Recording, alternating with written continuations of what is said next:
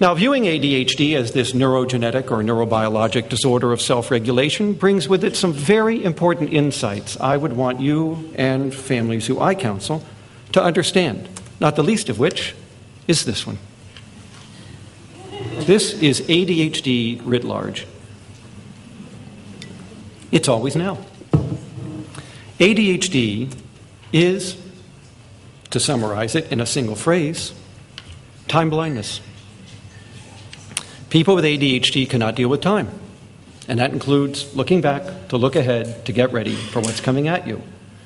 So the individual with ADHD is kind of living in the now, and wherever the now goes, they are being pulled along by the nose, wherever it goes. I'll give you an example from our adults clinic. It's rather funny, but it wasn't to his wife.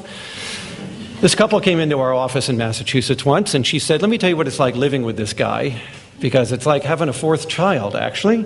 This is what happened last weekend." She says, "If you can't do something about this, I'm leaving him."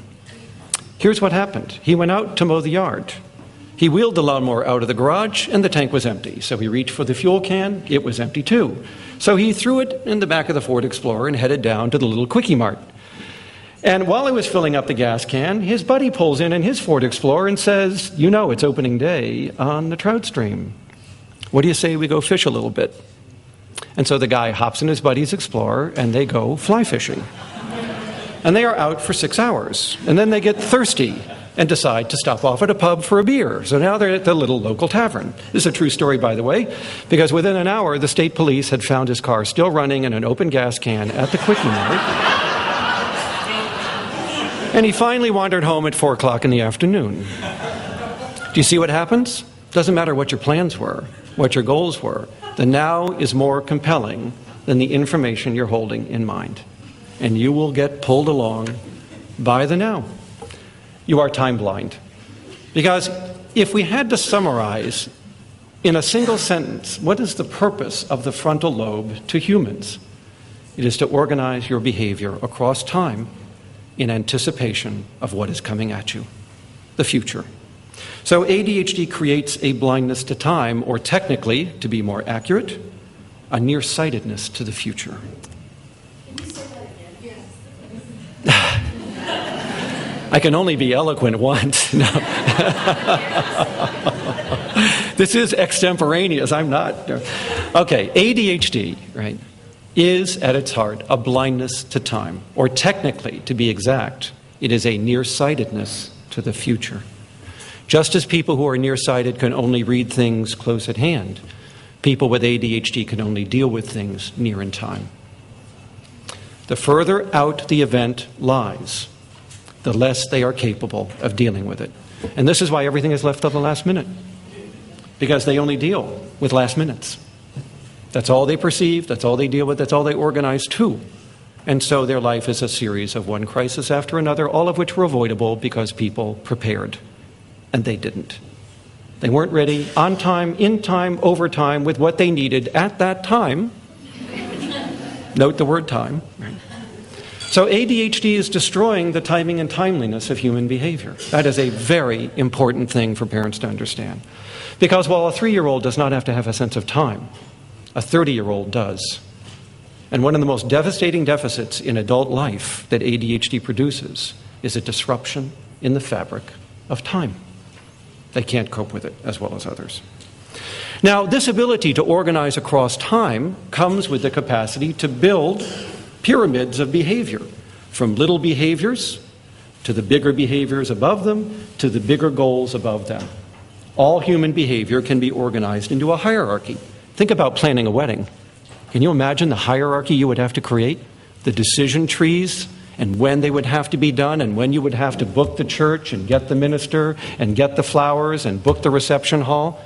And all of those come with little subroutines like picking up a telephone and calling your minister, right? It's the frontal lobe that allows you to organize all of those toward the single overarching purpose, the wedding. And that's what ADHD destroys. People with ADHD cannot hierarchically organize behavior. And so they are accustomed to dealing with behaviors in little fits and starts. But they can't glue those together as well as others to create the bigger goal to the bigger goal all the way up. And that's why you see a short attention span. It's not really a short attention span.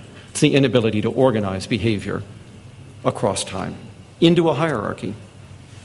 The ability to look ahead is called intention.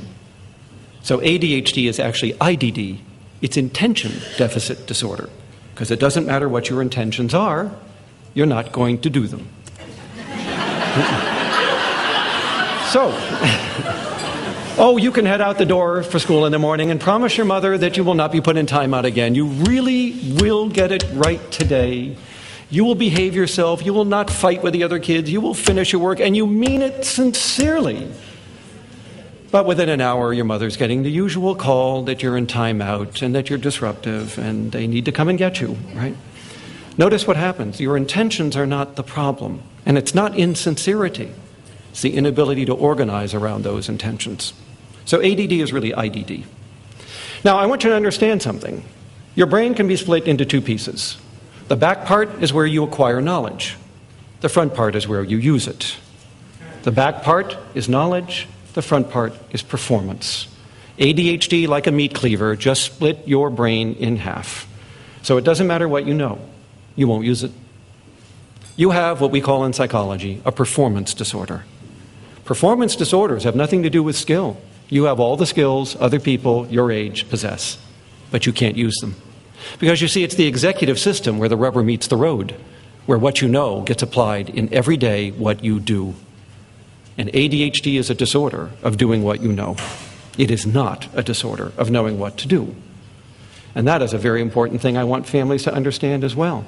Your child, unless they were raised in a zoo or in a very impoverished area or were adopted out of some far-fetched, war-torn, undeveloped country, has all the information and knowledge that the other kids their age have.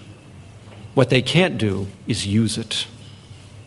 It is the application of what you know that this disorder robs you of. So you can be the smartest person on the planet, and you're still going to do some pretty stupid things. Because it's not what you know, it's doing it.